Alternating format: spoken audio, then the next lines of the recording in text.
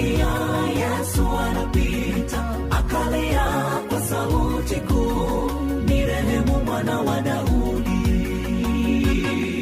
Njiani Yeriko aliketi kipofu aliyeitwa Bartimayo, masikini mwenye huzuni.